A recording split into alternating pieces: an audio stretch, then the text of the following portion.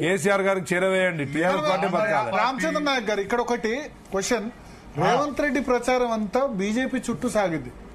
ఆయన టిఆర్ఎస్ ను విమర్శించలేదు పెద్దగా. గాడిద గుడ్డు అని చెప్పి గాడిద గుడ్డు ప్రతి చోట మోసుకొచ్చారు. బీజేపీ ఇచ్చింది గాడిద గుడ్డు, రిజర్వేషన్ తీసేస్తుంది అన్నారు. మీరు కేసీఆర్ ను కౌంటర్ చేయకుండా మీ ప్రచారం అంతా బీజేపీ చుట్టూ జరిగినప్పుడు, కాంగ్రెస్ వర్సెస్ బీజేపీ ఫైట్ జరిగినప్పుడు ఆబ్వియస్లీ మైనారిటీ గానీ లేకపోతే యాంటీ బీజేపీ ఫోర్సెస్ అప్పుడు పోటీ ఇటే ఉంటుంది కదా. మీరు ఆ విషయాన్ని గుర్తించలేదా? ఖచ్చితంగా కేసీఆర్ గారు ఇంతకుముందు చెప్పాను, అవలంబించిన విధానాలు ఉన్నాయి చూడండి.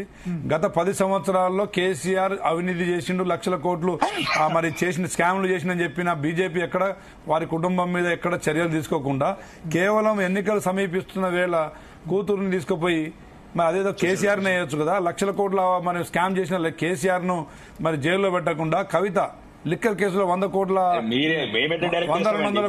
స్కామ్ కి కూతుర్ని వేయాల్సిన అవసరం ఎందుకు వచ్చింది? అంటే కూతుర్ని వేస్తే సెంటిమెంట్ వస్తుంది.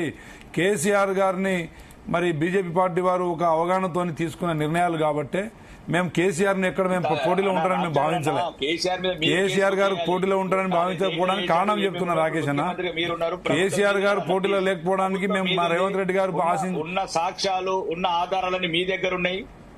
మేము వచ్చి 3 నెలలు అవుతున్నాయి. అప్పుడే ఆధారాలు బండి సంజయ్ గారు పెట్టిన మోడీ గారి మీటింగ్ లో, కరీంనగర్ మీటింగ్ లో ప్రత్యక్షంగా మేము ఇంకా స్టడీ మేము ఇంట్రాగేట్ చేస్తున్నాం. నిఘా సంస్థలు ఇంకా పనిచేస్తున్నాయి, అవి వారి పనిలో ఉన్నాయి ఇంకా. అంతేగాని 10 సంవత్సరాల్లో కేంద్రంలో అన్ని సంస్థలు ఉండి ఢిల్లీ సుల్తాన్లకు పంపిస్తున్నారు కాబట్టి మీకు భయం పట్టుకున్నది, ఎక్కడ ఎంక్వైరీ లేదు. ఇక సరే, మీకు ఇతర పార్టీల మీద మీరు బట్ట కాల్చడం, బురదేయడం మీకు అలవాటు. కానీ రాకేష్ గారు మీ అభివృద్ధి చెప్పుకోలేరు. మీరు ఇతర పార్టీలను అవమానించుకుంటున్నావు, వాటిని మీరు నిందలేసుకుంటున్నావు. పైకి వచ్చిన పార్టీలు మీ ప్రపంచమంతా కూడా కూస్తున్నది. అవసరమైతే అమెరికా ప్రెసిడెంట్ బైడెన్ గారిని అడగండి, రష్యా ప్రెసిడెంట్ పుతిన్ గారిని అడగండి.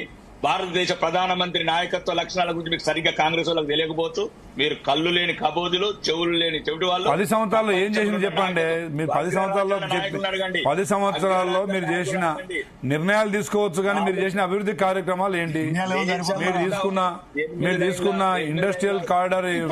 ఒకటి రామచంద్ర ఒక్క నిమిషం రాకేష్ గారు, ఇప్పుడు రాష్ట్ర పాలిటిక్స్ ఏ విధంగా